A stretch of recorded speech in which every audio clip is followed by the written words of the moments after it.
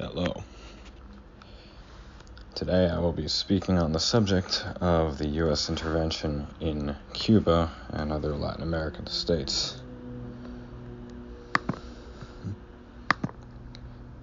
To begin, 1492, Christopher Columbus arrived at the Western Hemisphere,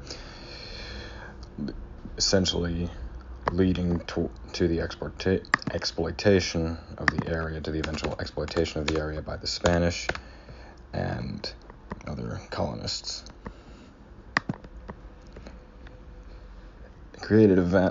Spaniards created a vast colonial empire, massive influx of trade and cultural mixing, and economic assets were funneled into the newly realized global market.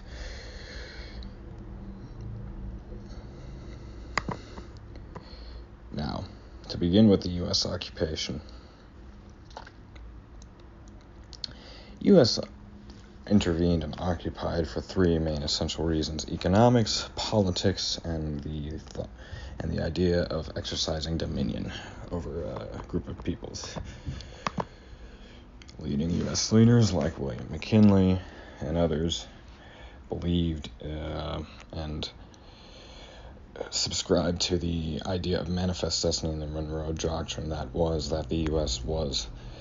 had a right to expand, and it was their duty to expand westward. Cuba was one of the places that the U.S. turned its eyes towards. By 1898, rebels had been staging their second uprising against the Spanish occupiers, and the U.S. saw its chance. And the U.S. looked for a excuse to intervene. William McKinley, in April of 1898, had asked Congress to authorize intervening to end the fighting, to quote-unquote stabilize the region.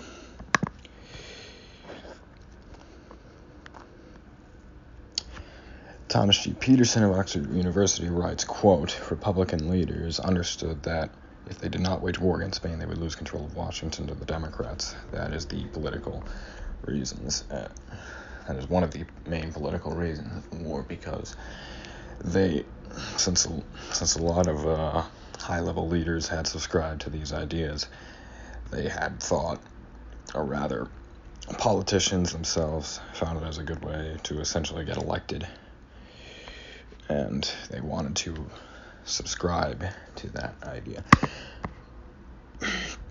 Others did conquering other land, did want to conquer other lands for different reasons. Ideas like the white man's burden, coined by poet Richard Rudyard Kipling, had regards that the idea that the white Anglo-Saxon race was to civilize the world, quote unquote. So, in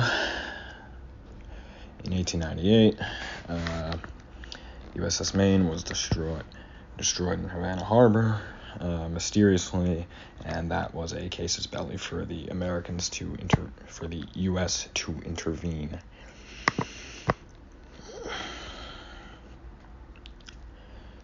By 1898, the U.S. had defeated the Spaniards and taken over from the Cuban rebels, and with the Teller Amendment passed in 1898, Cuba was allowed to become independent, of course, after writing a constitution of the U.S. approval and essentially selling itself to be a valuable asset to the United States. U.S. occupation was influenced by the main factors of land, economy, and politics, and as well as white supremacist and racist ideals of the world, of the time, I should say.